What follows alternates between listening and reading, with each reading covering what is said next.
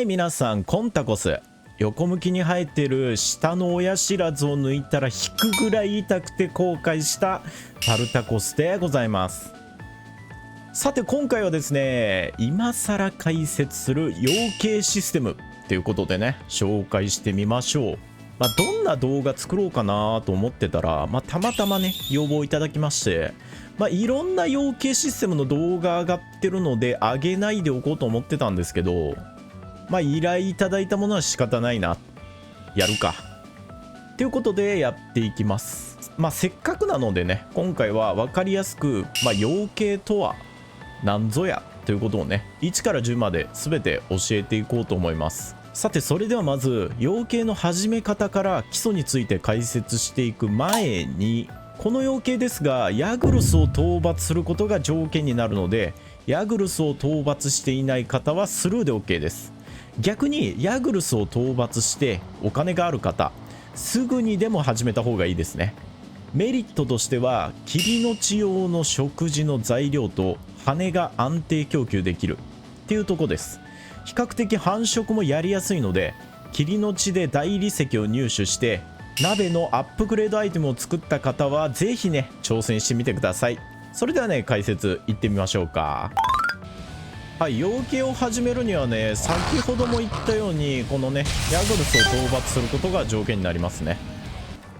まだちょっとねヤグルス討伐するの難しいなっていう方は、こちらの動画ね見ていただいたらヤグルス簡単に倒せるので、ぜひねご視聴ください。さてそれでは死んでもらおうか。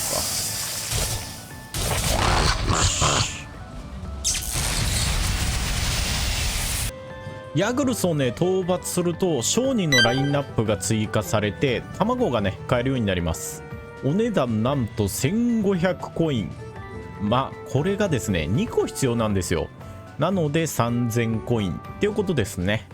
お金がない方はね埋葬室とか回るのが早いかなとは思いますね。で買ってきた卵ですね、これ羽化させることが可能です。羽化させる場合は1個ずつですね置いていきます。ポイポイと。で羽化させる条件なんですけど、避難場所判定があるっていうことと熱源ですね。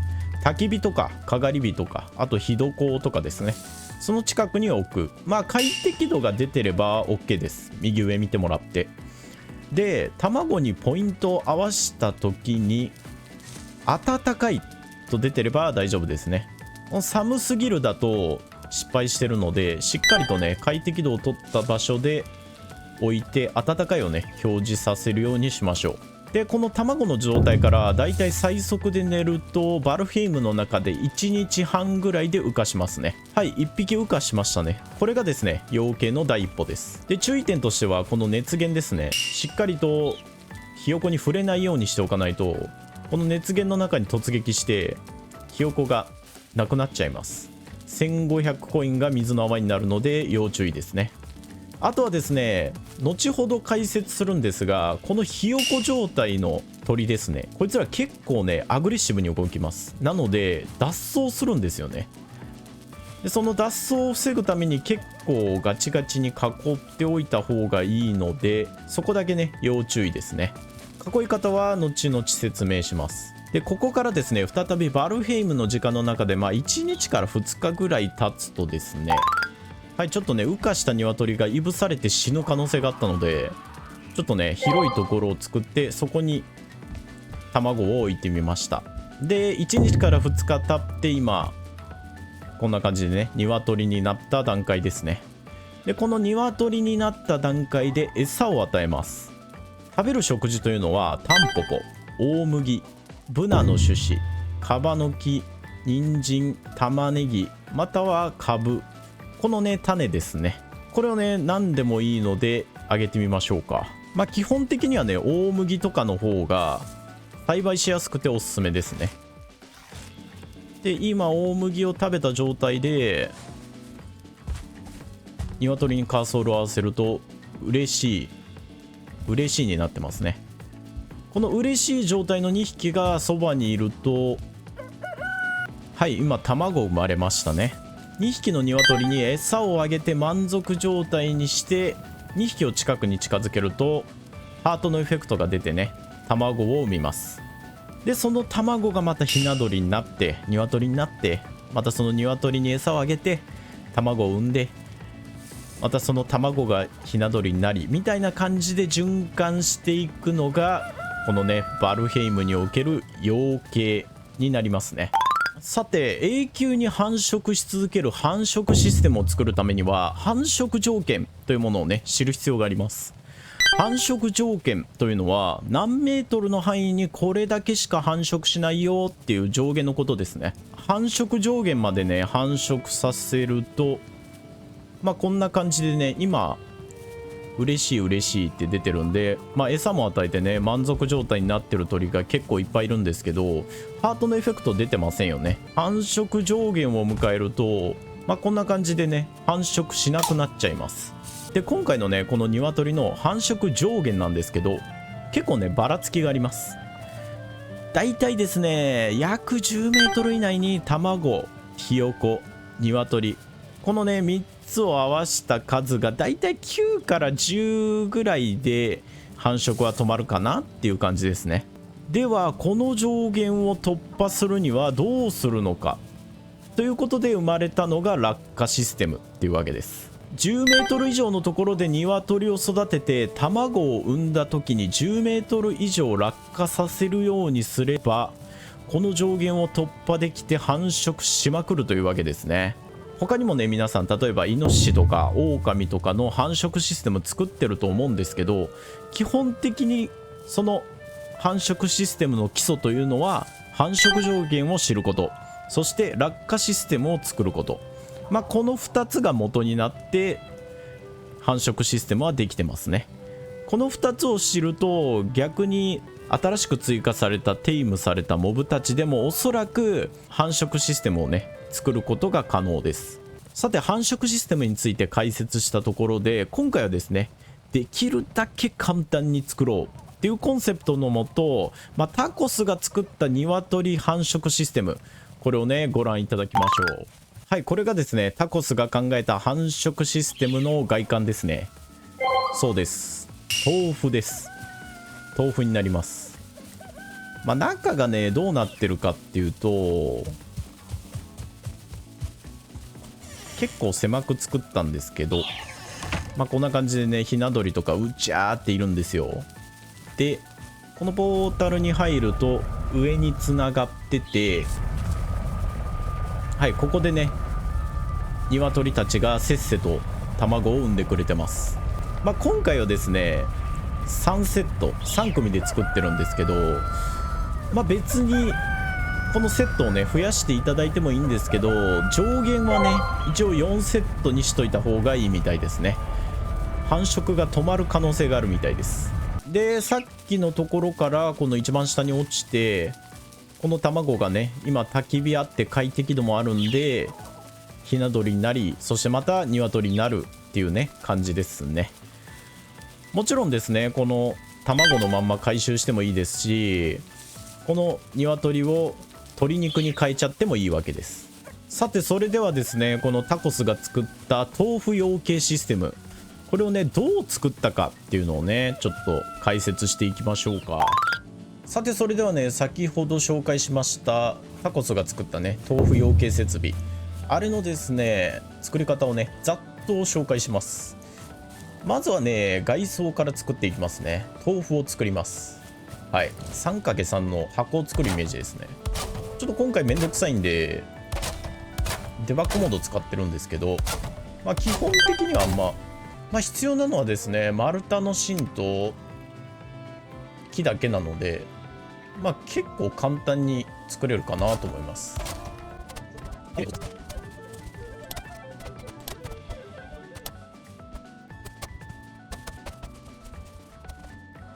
はい、ということでねできました。豆腐がこんな感じです。丸太の芯3本分 12m の横がですね 6m、 木の壁3枚分 3×3 ってやつですね。こんな感じです。これだったらね全然建築ど素人のタコスでも作れるので、皆さんもね作れると思います。で一番上の屋根ですね、これ普通に何でもいいです。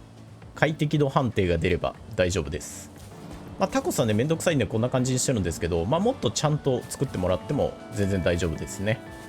で中に一旦火床を使ってます。まあ火床を使わないとねちょっとね火の判定が上まで届かなくて、一旦火床を使ってます。はい。ではここまで来たら丸太の芯の8メートルの部分ですね、2本分の上の方、2本目と3本分の境目ぐらいのところに養鶏設備作っていきます。なのでちょっと木の床をね設置しないといけないので、一旦中の方で階段作っていきましょう。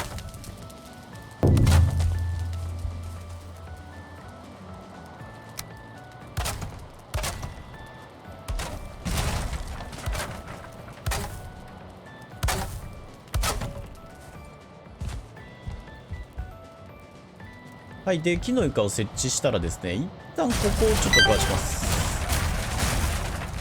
なんでかっていうと、まあここちょっと 3×3 では狭いので、ちょっとだけ拡張しますね。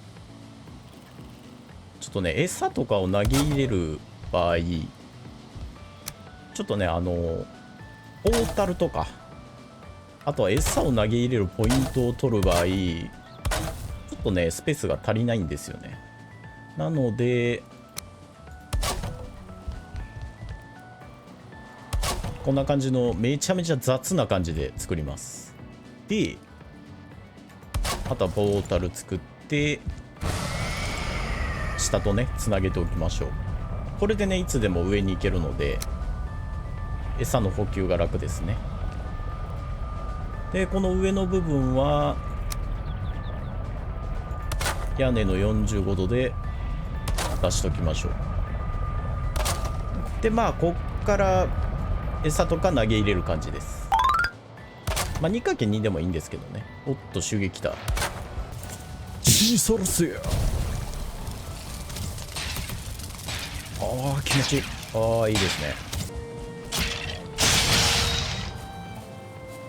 ふうてな感じでね立ててる間に襲撃来ることもあるんですけど、まあその時はねどんまいって感じですね。まあ一応ですね周りつるはしでほっとくとか、まああとはですねこのプレイヤーがある程度近くにいないと繁殖はしないので、なので拠点に作っちゃうっていうのも一つの手ですね。はい、ということでね気を取り直していきましょう。ここにね養鶏設備を作っていきます。まあ鶏たちを閉じ込める場所ですね。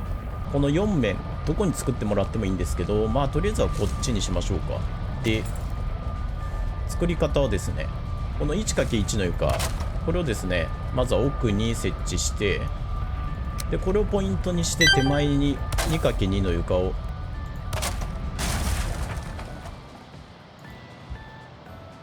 こんな感じで重なるように設置しましょう。これで OK です。であとはですねこの 1×1 の床を置いていきます。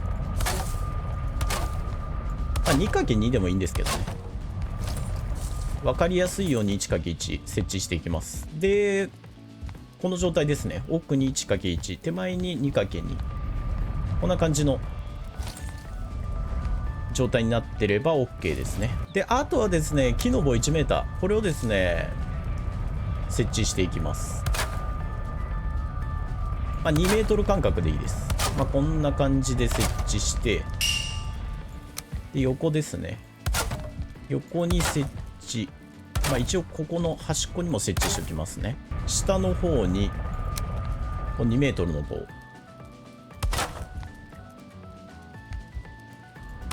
これをね設置します。ちょうどですねこんな感じで箱を作るイメージですね。ちっちゃい長方形の箱を作るイメージです。であとはですねここに1セット2セット3セットで卵を置いて羽化させて、で下の床を取ってシステムが完成するんですけど、ここのね卵を投げ入れるポイントですね。これまあこれぐらいの真ん中とかだったら大丈夫なんですけど、まあ、ちょっとねめんどくさい方いると思うんですよ。結構ねこの扉の奥の方この辺りに設置しちゃうとなぜかねちょっと鳥脱走するので、ひよこ状態の鳥が。なのでちょっと確実に置きたい方はですね、このアイテムスタンド、これを使います。アイテムスタンドを置いて、その上にですね卵、これをですね1個ずつ持って5番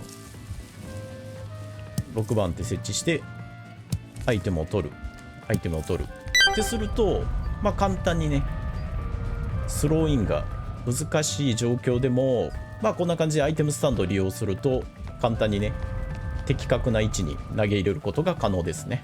で投げ入れ終わったらですね、卵温かいになってることを確認しましょう。大丈夫ですね。であとは木の棒で蓋をしていく。で鶏になるまで、鶏になるまではちょっと脱走する可能性があるので、もうねガチガチに蓋しておきます。はい、こんな感じで鶏の卵をですね、呪術廻戦の五条悟が封印された獄門鏡のようにね封印していきます。ただねこのね獄門鏡でも何かしらのバグによってちょっと抜け出る可能性あるんですよ。なのでそういう場合はですね1500円が無駄になっちゃうので、一旦ね平屋で適当な施設でちょっとだけ卵繁殖させてから作る方がいいかなと思います。ではねこの卵がひよこになって鶏になるまでね時間を進めます。ということでね、おやすみなさい。はい、今ねひな鳥の状態になってて、こんな感じでブワーってなんか揺れてるんですけど、まあ仕方でいいです。とりあえず鶏になるまでは全力でね時間を進めていきます。はい、23日経てばですねこの獄門鏡をね解放していきます。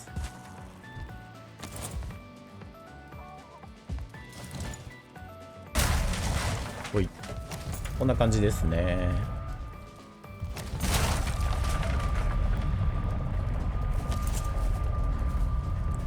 立派なね鶏が2匹格納されてますね。この状態で1セット完了ですね。この状態になってれば OK です。であとはですね食事をね投げ入れます。はい、餌をねこの2人の前に置いて、結構ねめんどくさいんですけどスローインが、でも大体このポータル出たところから投げ入れると案外ね食べてくれるので大丈夫ですね。でこのハート色のエフェクトが出たら交尾が始まって卵が下に落ちるようになります。でこの状態にできたら下に降りて、ちょうどここのね鳥がいるところの床ですね、ここを壊します。これでねここから卵がね落下してくるようになるので大丈夫ですね。卵がここに生まれましたね。こんな感じでこうなったら成功です。でこれをですねとりあえずあともう1個生まれるまで待っときましょう。この火床でいぶされる可能性なんですけど、おそらく大丈夫ですね。タコスが何回か作ってる限りでは大丈夫だったんですけど、もしかしたらいぶされて死ぬ可能性もあるかもしれません。でそうなった時にですね3000コイン無駄になっちゃうので、一旦ですね平屋に鶏の繁殖小屋を軽く作って、でそこから失敗しても大丈夫なようにちょっとだけ卵を作ってからこの設備を作ることをねやはりお勧めしたいです。結構ね失敗する可能性もあるので、その辺だけ注意ですね。はい、生まれましたね。これで養鶏設備に必要な分の卵は回収完了ですね。また一緒ですね。アイテムスタンド使ってポイポイで獄門鏡を作って、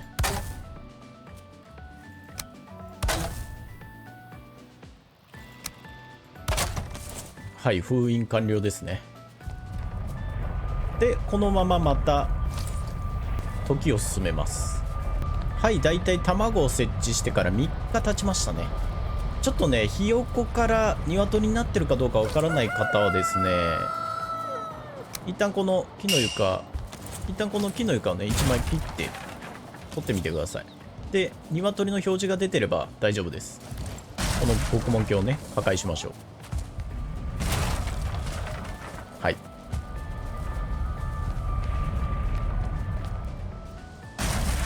こっちも大丈夫ですね。はい、こんな感じですね。はい、こんな感じでね3セット作りました。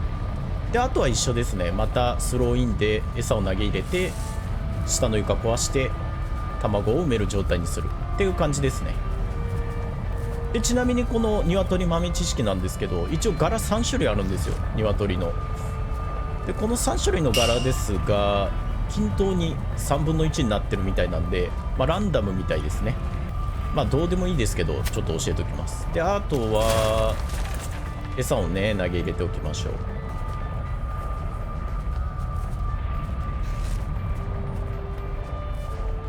はい、みんなね食べたこと確認できたら下降りましょう。でこの下のね床ですね、これも2つとも壊しましょうか。2セット作ってるので壊しましょう。床を壊して、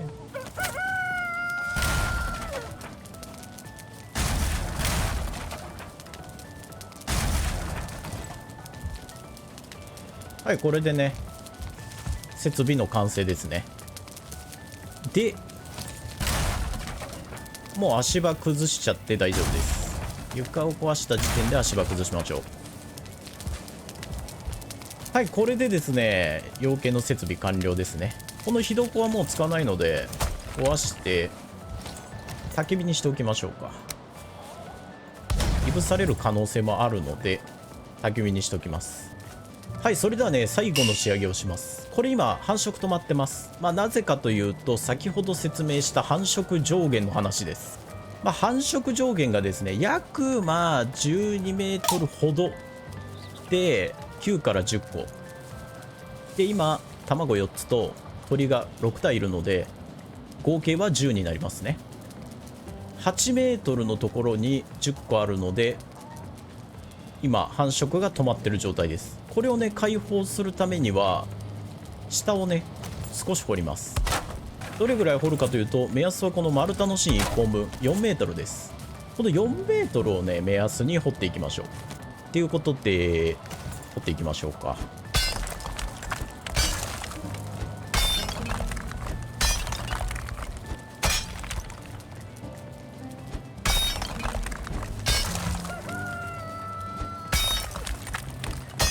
はい、今コケコッコーって言ってちょっと繁殖始まりましたよね。分かりやすいようにここに丸太の芯を置いておきますね。だいたい10メートルから12メートルぐらい、この1本分いくかいかないかぐらいまで掘ってもらったら大丈夫です。掘れるところまで掘っちゃってもいいです。水が出てきても大丈夫なので、はい、これぐらいでいいですかね。この4メートル比べると十分なぐらい掘ってるんですけど、ここにも設置しておきましょうか。ちょっとね掘りすぎましたね。これぐらい掘れれば大丈夫です。ちょっと深すぎるぐらいですね。で今掘るとこんな感じでね卵落ちてきます。この卵が落ちてきたら繁殖上限が解放されてるよっていうことです。鶏6に対して卵が123456112なんですけど、繁殖上限を超えてるので繁殖システム完了ってわけですね。12メートル以上のところに卵が落ちてるので関係なくどんどん卵は生まれます。で最後にこんな感じでねちょっとだけ不細工なので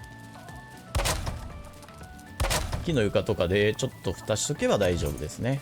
こんな感じで大丈夫です。でこの卵が生まれる地点に休憩中、快適度ですね、これが出てればこの卵もね暖かいになるのでここからまたひな鳥が生まれます。で放置してるとどうなるかっていう感じですね。この設備を放置してるとどうなるかちょっと見ましょうか。はい、だいたいね3日4日経ちました。こんな感じになりましたね。結構ねうちゃーっているんですよ。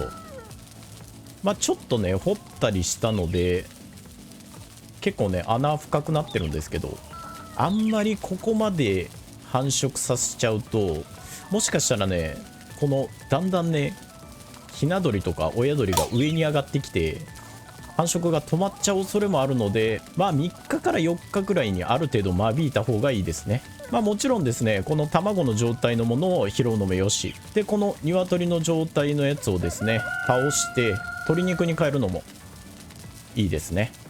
まあ別にどっちでも構いません。でこうなった場合ですね、このナイフですね、これで1匹ずつやってもいいんですけど、結構めんどくさいと思うんですよ。なので、まとめていきたいときはこれ四角炊き装備して、でこの PVP をオンにします。でひよこもろともですね四角炊きのサビにしますね。はい、こんな感じです。辺り一面がねちょっと血の海になって残酷になるんですけど、まあこれもね生きるためなんで仕方ないです。はい、ちょっとねデモリッシャーやっちゃうと設備にダメージいくので、まあ四角だけあたりが無難ですね。こんな感じで間引いてもらって、でちょっとだけ修理しといていただければ大丈夫ですね。はい、最終的な外観がこんな感じですね。足場とか取っ払って、まあ豆腐養鶏所って感じですね。でこの辺ちょっと掘りすぎたんで、まあ、周りにちょっと屋根つけました。まあこれでもね快適度つくので OK ですね。で中はこんな感じですね。で上がこんな感じです。まあっていう感じでね、もっと凝った養鶏設備っていうのもいっぱい作れると思うんですけど、まあ超簡単に作ると、まあこんな感じでもね養鶏は機能するので、まあ皆さんもですね繁殖上限を突破するような形で作っていただいたらどんな設備でも構わないので、ぜひね作ってみてください。はい、皆さんいかがだったでしょうか。今回はですね養鶏について解説してみました。まあ今回はですねめちゃめちゃ簡単に作ったので、まあ豆腐みたいな感じに、ね、なってしまったんですけど、もっとね例えば頑丈にもっと使いやすく作れると思うので、ぜひね皆さんも繁殖上限突破、そして落下システム、この2つをね考えることによって施設はねどんな形でも機能します。なのでね皆さんのオリジナルの養鶏設備をねぜひ作ってみてください。それでは皆さん次回もお楽しみに。最後までご視聴いただきありがとうございます。そして私歓喜いたしますので、ぜひぜひチャンネル登録の方やっていただけると嬉しいです。それでは今日はこの辺でお別れです。バイバーイ。